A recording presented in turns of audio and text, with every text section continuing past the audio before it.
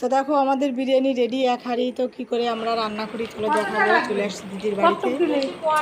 তো এখানে রান্নাবান্না হচ্ছে, বেশি বড় করব না, ছোট একটা ব্লগ। রান্নাবান্না চালু হয়ে গেছে, সবাই এখানে আছে। এখানে জামাই বসে আছে, এখানে দিদি আছে, ভাগ্নি আছে, আবার ওইদিকে বারান্দায় ছেলে মেয়ে খেলা করছে, আর ওইদিকে আমরা রান্নাবান্না করছি।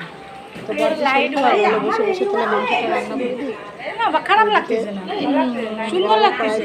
এখানে 3 কেজি মাংস আছে, 3 কেজি চাল আছে, এখানে 6 কেজি টোটাল তোরে মানায় বলো। একটু বড় গ্যাসে রান্না হচ্ছে। আর এদিকে ভিতরে গ্যাস মানে দুটো গ্যাসে, এদিকে রাইসটা হচ্ছে আর এদিকে নিচে আর একটা গ্যাসে ওটা মাংসটা হচ্ছে।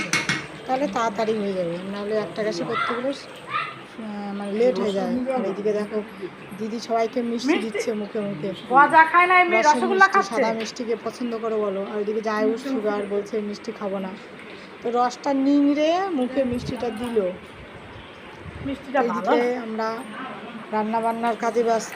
ওইদিকে বাচ্চারা এই যে হোম থিয়েটারে গান গাচ্ছে। আমাদের বিরিয়ানি রেডি, ভীষণ মজা করছিলাম সবাই। তো আমাদের মানে রাইসটার ভাতটা এখন দমে বসানো হবে, আমাদের রেডি। আমাদের বিরিয়ানি এখন রেডি। দিদি বললো সবাইকে যে আজকে কলার পাতায় খাবো, কলার পাতায় কেটে নিয়ে আসো। এদিকে কলার তৈরি করছে, এদিকে আমাদের মাংসটা দমে বসানো হবে।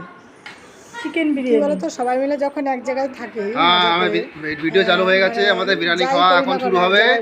আমাদের শুক্লা ম্যাডাম রেডি কলার পাতা করে ঢালো, এটা ঢালো। পরিবেশন আমি করছিলাম, দিদি বেড়ে দিচ্ছিল লাল লাল করে।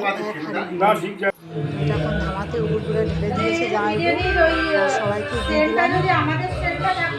খুব খুব আনন্দ হচ্ছিল, সবাই মিলে একসঙ্গে খাচ্ছিলাম। তো একজন আসেনি এখনো, সে এখনো আসছে, জামাই বর জামাই খাচ্ছে। আর এদিকে আমি সবাইকে পরিবেশন